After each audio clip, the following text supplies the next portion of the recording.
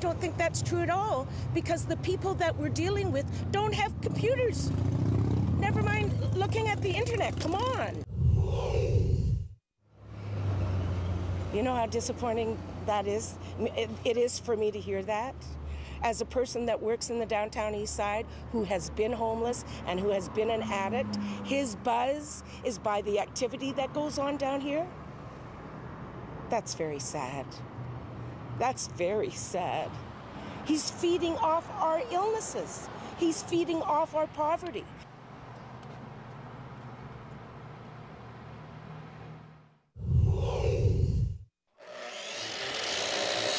There's a lot of noise coming from the schoolyard. It's just the sweet sound of learning. Learning to be a grown-up. What I do know is that this course does give good, sound life skills, which they'll take with them for the rest of their life. It may be after hours at Howe Sound Secondary, but this group of carpentry students is here after school, sometimes until 9 at night, to pick up some good old-fashioned work habits. I'm basically here most of the time. Just go home, come here, go home, sleep.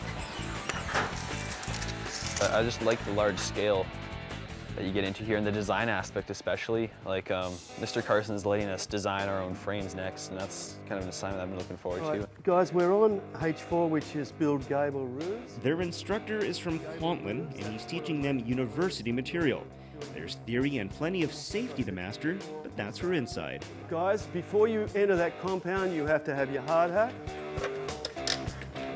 your steel cap boots, and your safety glasses. It's outside where the students are building their future in a hands-on, practical way.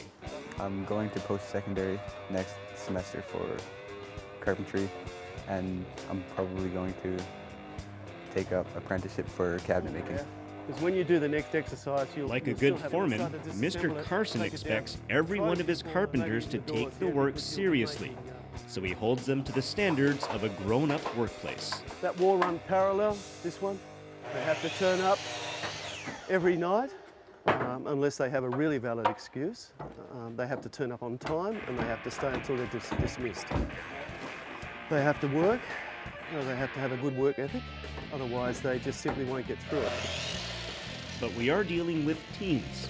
Their motivations are never too hard to find. Like, part of the course is you get a month of paid work experience, so I'm hoping that will lead me to a good job, and in which case I'll have a decent paying income in the summer. So whether they're moving towards short-term or long-term success, it looks like the future of local carpentry is in very capable hands.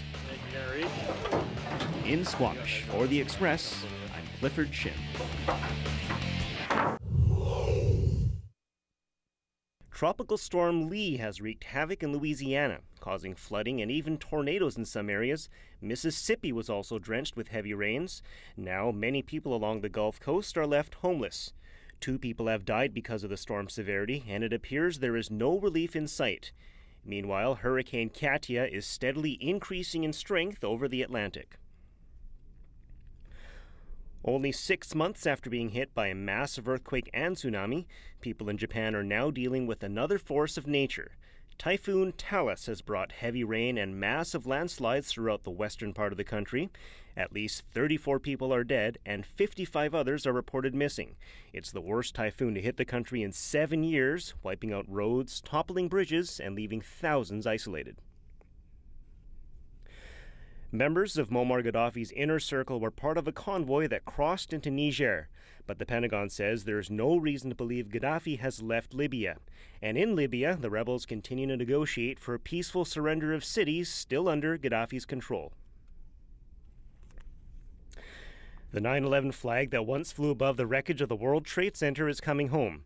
It's been traveling across the country and was stitched back together using flags from every state in the U.S. It will return to Ground Zero for the 10th anniversary on Sunday.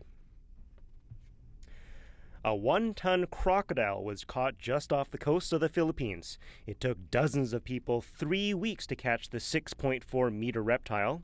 After hunters first saw the croc, they set 4 traps, but the animal destroyed them all. They were finally able to catch it using steel cables. The creature is now in a fenced-in cage where there are plans to build an eco-tourism park.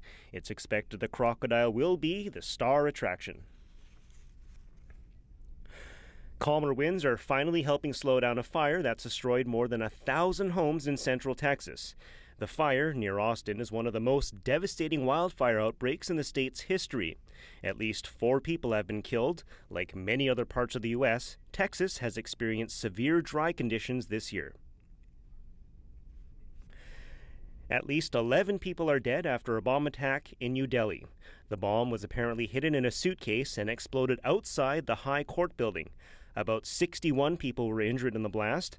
Officials say it went off near a large crowd of people waiting to go through court security. So far, there are no suspects. This is the second explosion at the High Court this year. The first was in May.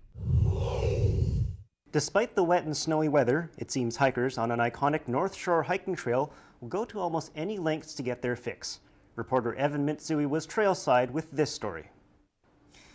It's a trade show for the curious, the fun, the wild, and definitely for adults only. Chris Clark takes this look at the wilder side of life.